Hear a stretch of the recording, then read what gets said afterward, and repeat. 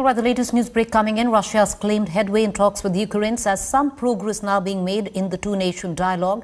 The Putin administration also says that they are not trying to overthrow the Ukraine government. That's the first news ever in this fortnight of war that we have heard, which seems to give out that there is some kind of breakthrough. This could be maybe the first step towards reconciliation, possibly the first step, because till now all we have heard from both sides is only hostility. Now the latest that has come in, Russia has given out an official statement. First they are saying they're not trying to overthrow the Ukrainian government, but what needs to be underlined and the biggest takeaway is that they are saying there is some progress which has finally been made in the two-nation dialogue between Ukraine and Russia. I want to cut across directly to my colleague Gaurav Sawant, tracking details, joining us live from Kyiv. Gaurav, this possibly could be the first step in maybe the end of war. Does it come because for the first time, Ukraine itself, the president of Ukraine, has said those two big sticking points of it being neutral and of the nation of the territory which Russia has labeled as independent territory, those 2 points are no longer non-negotiable for Ukraine.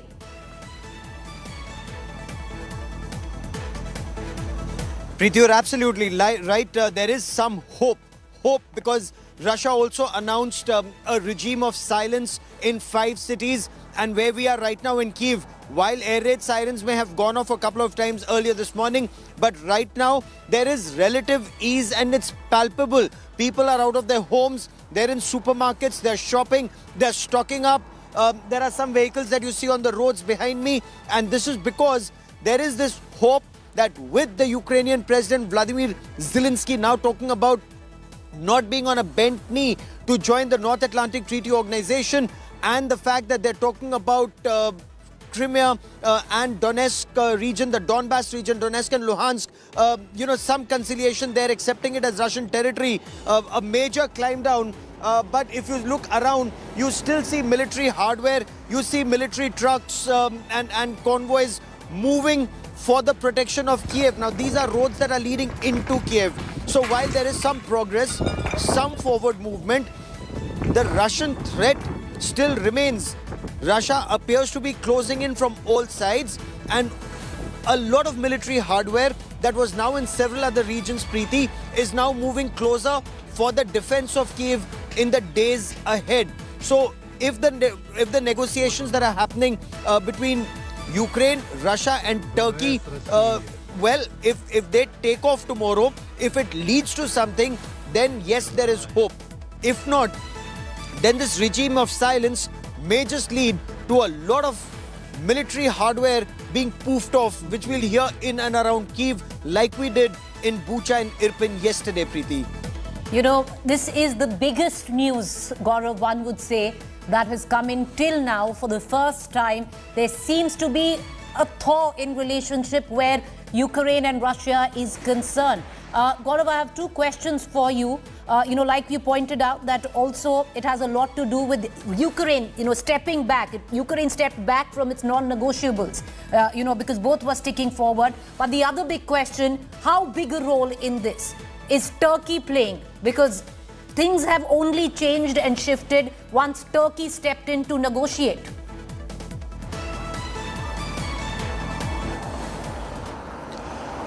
Preeti, the threat is big. The Russian assault has been severe so far, but severe in places like Kharkiv, severe in places like Sumy, severe in places around Kyiv. Now, the fact that the Ukraine army and air force, it fought very hard. It fought very hard and held on for 14 days. The question remains, how long can they continue to hold on, especially when the red lines are now shrinking and the red lines are becoming sharper and closer to the capital, Kyiv. Earlier when we were here, we've been traveling across this country for the past 20 days now. Earlier, the security was in much further areas. They were far beyond Kyiv.